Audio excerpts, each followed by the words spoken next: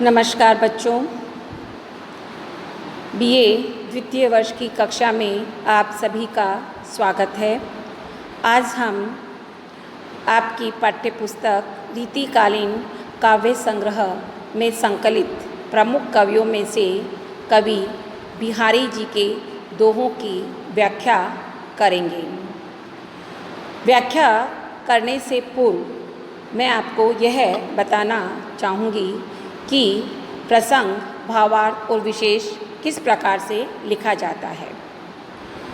सर्वप्रथम तो प्रसंग के अंतर्गत हमें यह बताना होगा कि कवि का नाम, उसकी रचना, कवि किस काल से संबंध रखता है और दोहे में क्या संकेतित अर्थ कहा गया है, ये आपको बताना होता है।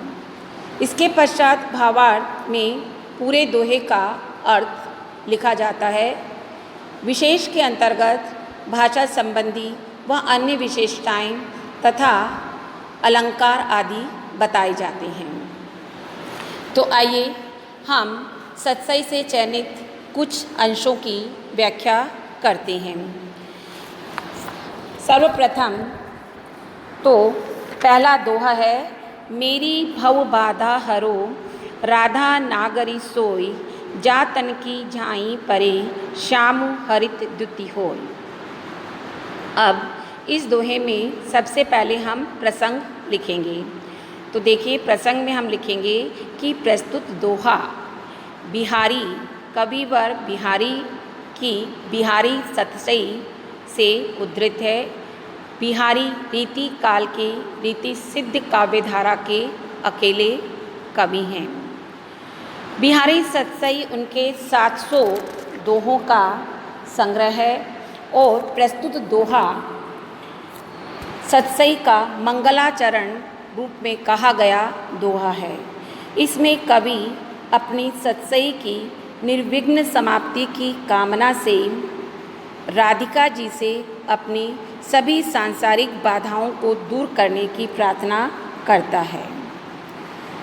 यद्यपि सतसई का प्रमुख रस श्रृंगार रस है, परंतु इसमें श्रृंगार के अतिरिक्त अन्य रसों का भी समावेश देखने को मिलता है। सतसई में श्रृंगार रस के मुख्य प्रवर्तक श्री राधा कृष्ण को ही मंगलाचरण के रूप में कहना सर्वथा उचित है, क्योंकि राधा और कृष्ण दोनों में से श्रृंगार रस में प्रधानता राधा जी की ही है और कवि जिस संप्रदाय से राधा वल्लभ संप्रदाय से संबंध रखते हैं उसमें भी राधा जी को ही प्रधान माना जाता है। इसलिए कवि यहाँ पर राधिका जी की ही स्तुति करता है, उन्हीं से भव बाधा दूर करने की प्रार्थना करता है। इस दोहे के श्लेष के आधार पर 3 अर्थ संकेतित होते हैं। तो देखिए, इस दोहे का पहला अर्थ हम देखते हैं।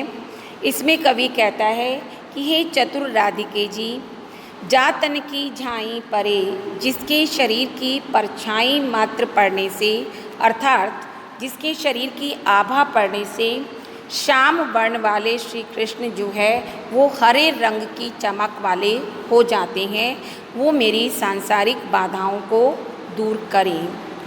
इस अर्थ में कवि राधा जी के शरीर के गौर वर्ण की प्रशंसा करता है और कहता है कि वह ऐसे सुनहरे रंग की है कि उसकी आभा पड़ने मात्र से श्री कृष्ण का श्याम रंग जो है वो हरा हो जाता है।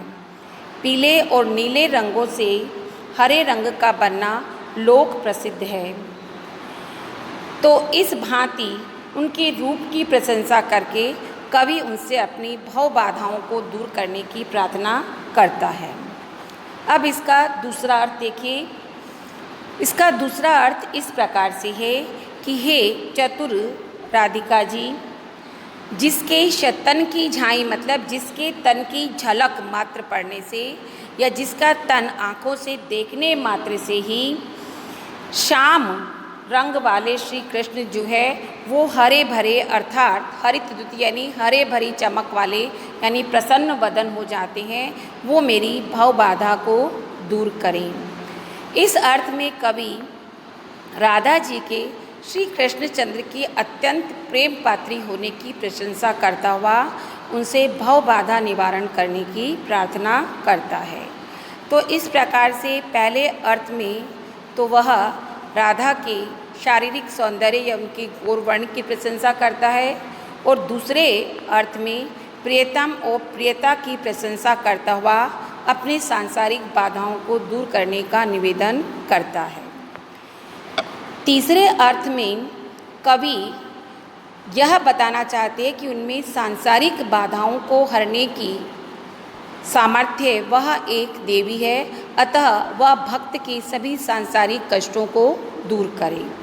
तो तीसरा अर्थ इस प्रकार से देखिए कि हे चतुर राधिका जी, जा तन की झाई पड़े, यानी जिसके शरीर या सौंदर्य का रूप का ध्यान पड़ने मात्र से ही भक्त के हृदय में आने वाले श्याम यानी काले रंग वाले पदार्थ अर्थात बुराई, पाप, कलमश इत्यादि हरित द्युति यानी हरित द्युति मतलब जिसकी चमक नष्ट हो जाती है या जो कलमशता से रहित हो जाती हैं, या यूँ कह सकते हैं अपने दुखद प्रभाव छोड़ देते हैं, वही राधिका जी मेरी भव बाधा यानी मेरे सांसारिक दुख, दारिद्र्य, चिंता आदि जिनको कि कवि परंपरा में काले रंग का माना जाता है, उनके दूर करने का प्रयत्न करें।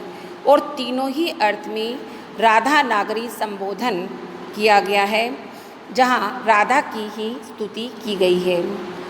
यह दोहा एक प्रकार से बिहारी की प्रतिभा का उत्कृष्ट उदाहरण है। इसमें कवि ने झाई, श्यामू और हरित द्युति शब्दों के तीन तीन अर्थ रखकर एक ही वाक्य से तीन भाव निकाले हैं, और तीनों ही इसके इष्टार्थ को साधने वाले हैं। विशेष में आप लिख सकते हैं कि इसमें बिहारी ने ब्रज भाषा का प्रयोग हुआ है, और श्लेष के द्वारा श्लेष अलंकार का प्रयोग है, और श्लेष के द्वारा कवि ने अपने अभिप्रेत को पूरी तरह से स्पष्ट किया है। दूसरा दोहा है, मोर मुकुट की चंद्रिकनु यो राजत नंदन मनुष्य शेखर की अकस किए शेखर सतचंद। प्रसंग यथावत रहेगा, और भावार्थ में आप कह सकते हैं कि एक सखी नायिका राधा जी से श्री कृष्ण के मोर चंद्रिकाओं से युक्त मुकुट रूपी सौंदर्य का वर्णन करती हुई कहती है कि हे राधिका जी, मोर मुकुट की चंद्रकनी यानी मोर चंद्रिकाओं से बने हुए मुकुट को श्री कृष्ण नंद के नंदन अर्थात श्री कृष्ण ने अपने सिर पर धारण कर रखा है, और वो इस प्रकार से सुशोभित हो रहे हैं। मनु शशि शेखर की अकस किए शेखर सतचंद। शशि शेखर मतलब जिसने अपने मस्तक पर चंद्रमा धारण किया हुआ हो अर्थात शिव, और अकस यानी बैर, और दूसरे अर्थ में कामदेव। किए शेखर सतचंद, और शेखर यानी मस्तक, सतचंद यानी सैकड़ों चंद्रमाओं को धारण किया है। तो इस प्रकार सुशोभित हो रहे हैं मानो उन्होंने शिव की ईर्ष्या या बैर से कामदेव ने सैकड़ों चंद्रमाओं को अपने मस्तक पर धारण कर लिया है। अभिप्राय यह है कि महादेव और कामदेव का बैर प्रसिद्ध है। महादेव ने अपने मस्तक पर चंद्रमा धारण किया हुआ है, इसी बैर के कारण कामदेव उन्हें नीचा दिखाने के लिए अपने मस्तक पर सैकड़ों चंद्रमाएँ, कौन से चंद्रमाएँ, मोर पंखों की चंद्रिकाओं से बने चंदोवे धारण करता है, ऐसी कवि ने कल्पना की है। विशेष वही रहेगा, परंतु अलंकारों में यहाँ पर मनु शब्द का प्रयोग हुआ है, इसलिए उत्प्रेक्षा अलंकार है। मनु शब्द जो है उत्प्रेक्षा का वाचक शब्द कहा जाता है। उत्प्रेक्षा अलंकार वहाँ होता है जहाँ उपमेय में उपमान की संभावना प्रकट की जाती है। तीसरा दोहा देखिए, तंत्री नाद कवित्र रस सरस राग रति रंग अन बूढ़े बूढ़े तरे जे बूढ़े सब आंग। प्रसंग वही रहेगा, भावार्थ इस प्रकार से है। तंत्री नाद यानी वाद्य यंत्रों, वीणा आदि वाद्य यंत्रों के स्वर। कवित्र रस यानी कविता का रस। सरस राग यानी मधुर राग। और रति रंग यानी स्त्री के प्रेम प्रसंग।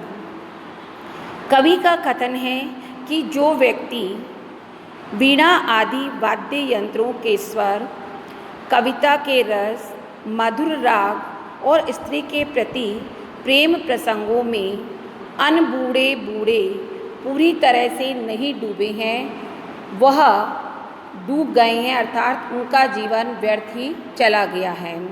और भाव ये कि उन्हें वास्तविक आनंद की प्राप्ति नहीं हुई है। तरे जे बूढ़े सब अंग, और जो अपने सभी अंगों के साथ उसमें डूब गए हैं उनका उद्धार हो गया है। अभी अर्थात जो पूरी तरह से उसमें निमग्न हो गए हैं उन्हें ही इस संसार में वास्तविक आनंद की प्राप्ति हुई है। एक प्रकार से कवि यह कहना चाहते हैं कि जो व्यक्ति केवल धरातलीय आनंद लेना चाहते हैं, इन सब के आनंद में पूरी तरह से अपने आप को निमग्न नहीं कर देते हैं, उनका जीवन व्यर्थ ही चला जाता है, उन्हें आनंद की प्राप्ति नहीं होती। और जो व्यक्ति अपने आप को पूरी तरह से इनमें निमग्न कर लेता है, डुबो लेता है, उसे ही वास्तविक आनंद की प्राप्ति होती है। विशेष में द्वितीय पंक्ति में अनबूढ़े बूढ़े तरे जे बूढ़े सब अंग में विरोधाभास अलंकार का सौंदर्य देखते ही बनता है। विरोधाभास अलंकार वहाँ होता है जहाँ पर परस्पर दो विरोधी बातें कही जाती हैं। यह विरोध का आभास मात्र होता है, परंतु जब हम उसका अर्थ करते हैं तो यह विरोध स्वतः ही दूर हो जाता है। जैसा कि इस दोहे की दूसरी पंक्ति में देखिए कि अनबूढ़े बूढ़े कि जो उसमें डूबे नहीं हैं वो तो पूरी तरह से डूब गए हैं, और जो डूबे हैं वो इस संसार से तर गए हैं। दोनों विरोधी बातें हैं, लेकिन भावार्थ करने पर यह विरोध का आभास दूर हो जाता है। चौथा दोहा देखिए, कीने हूँ कोटिक जतन अब कही काढ़े कौन, मोमन मोहन रूप मिली पानी में को लोलू। यहाँ पर एक सखी राधिका जी यानी नायिका राधिका से कहती है कि तुम उपदेश देती हुई शिक्षा देती है कि तुम अब श्री कृष्ण को भूल जाओ।